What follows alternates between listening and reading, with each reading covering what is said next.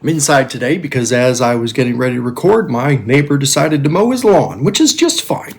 We're continuing our study on biblical parenting, and today I want to talk about shaping influences, the influences in your children's lives that are going to shape who they become.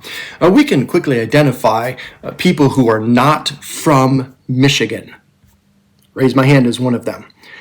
There are certain tells, right, that give them away. For instance, the way they pronounce different places. Ypsilanti, Mackinac, Charlotte. Perhaps the way they pronounce the word elementary. It's elementary, by the way. They don't appreciate the heal all powers of Vernors. Right? When you get a little scratch in your throat, you need Vernors. When you have the flu, you need Vernors. If you have a boo-boo, you need Vernors. Vernors heals everything. And, if you're not from Michigan, you certainly don't understand what cold is. The reality is when you grow up here, you're impacted by the culture around you. You say things and you do things in certain ways because the culture around you does it that way. As we raise our children, unfortunately, I think a lot of parents don't recognize the importance of shaping influences in their children's life. Biblical parents seek to understand the shaping influences in their children's lives, address those influences, and often use those influences to help produce wise children who fear the Lord. Proverbs chapter 13, verse 20, "He who walks with wise men will be wise, but the companion of fools will suffer harm." There are a variety of shaping influences in your children's lives. Some you can control, some you cannot. For instance, we talk about shaping influences. Family structure and family life plays an important role in shaping your children.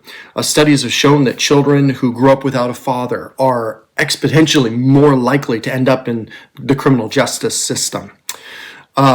How parents treat one another shapes and influences how those children will one day treat their spouse. You see often cycles that happen of broken marriages or really strong marriages because they learn from their parents how to interact with their spouse.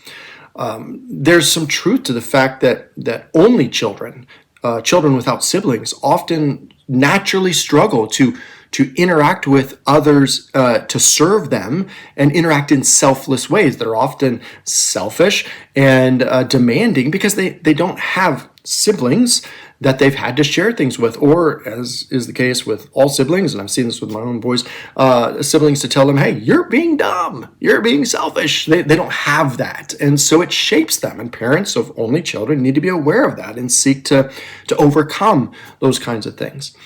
Family values play a role in shaping your children. Children tend to grow up loving what their parents love. It is no mystery why my children love sports, specifically soccer. It is no mystery why my boys enjoy a round of golf. It is no mystery why they enjoy the sports teams that they do. It's no mystery why they love reading, because these are things that Heather and I love. Children tend to grow up loving what their parents love. Sports fans raise sports fans, hunters raise hunters, mechanics raise mechanics, and musicians raise musicians. It's that way because of the shaping influence. In the same way, parents who are passionate about God should impact their children for God. Parents who view church as something you do when it's convenient, kind of an appendage to life, not part of their life, just there, who don't prioritize it, should not be surprised when their children don't value God. The reality is, if you don't value God, you're not shaping your children in a way to value God. Authorities' response to failure is another shaping influence. Children learn how to respond to failure in the way their parents respond to failure. When a parent fails and then seeks handouts, bailouts in return, the child will too. This is why we see that cycle of welfare. When a parent quits and gives up because it didn't work, so I'm just done, the child learns to do that. But when a parent acknowledges the failure, learns from it, and moves forward, children tend to become hardworking problem solvers as well. You see, your children are watching the way that you respond to hardship. A culture and friends shape your children. I've said this often.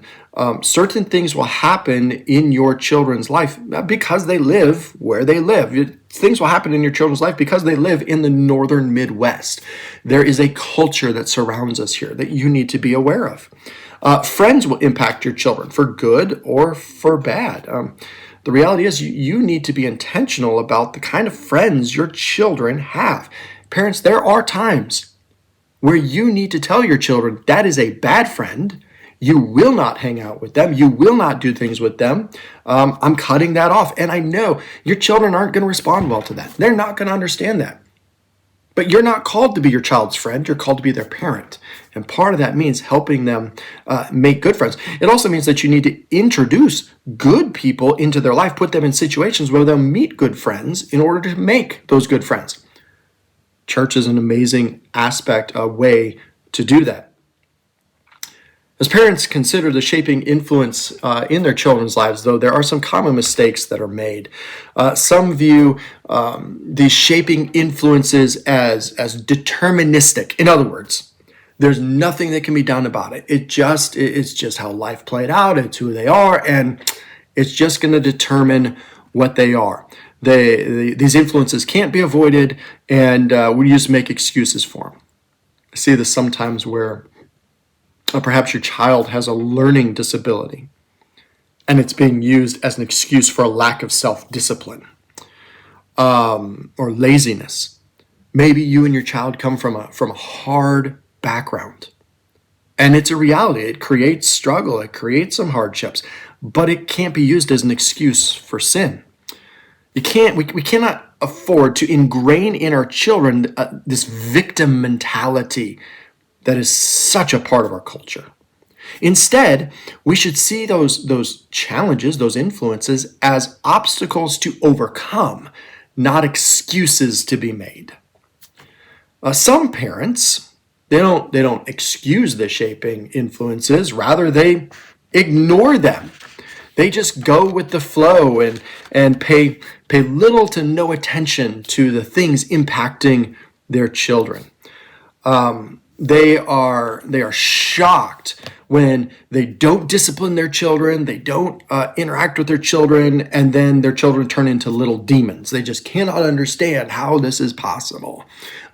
They put that television, that iPad, that computer in front of their child all day long, and their child is being filled with the things coming out of it, which as a general rule are anti-God. And then they're stunned when their children are not good. The reality is, if you give unfettered access of technology to your children, don't be shocked when your children are influenced by perversion. The reality is, we can't ignore the shaping influences in our children's life. Biblical parents intentionally interact with those shaping influences and use them. Other parents respond in a completely different way. They fear those shaping influences. And so they seek to isolate their children from all those outside influences. The only outings their children go on are with family members. Their only friends are their cousins. They don't get to go anywhere unless mom and dad are there, right there with them all the time. They just isolate their children. And many Christian parents adopt this idea that if they can protect and shelter their kids well enough, if they can just always be positive with them, if they can provide that childhood experience that has no outside influence, then their kids will be okay, right? And this proper environment equals a proper child. But the reality is this isolation of the children, where you're trying to absolutely control every way, every influence that is on your child and isolate them from anything else, is actually just a spiritual twist on a really bad philosophy. This idea that culture and surroundings are what shape your children, are what determine who they are and what they are. It's a spiritual twist to that bad philosophy that Hillary Clinton put out in her "It Takes a Village to Raise a Child." The reality is, when this happens, when these children are isolated, they usually end up either incapable of interacting with other people. They are just incredibly socially awkward, or they jump into the deep end of culture and ruin their lives. I grew up with this philosophy. My parents didn't have it, but a lot of the parents around me did.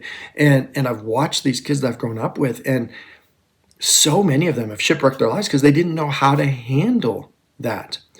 The reality is, you should insulate your children, not isolate your children. I get this from John chapter 17, verse 15. It says this: I do not ask you, Jesus is praying for us. He says, I do not ask you to take them out of the world, but to keep them from the evil one.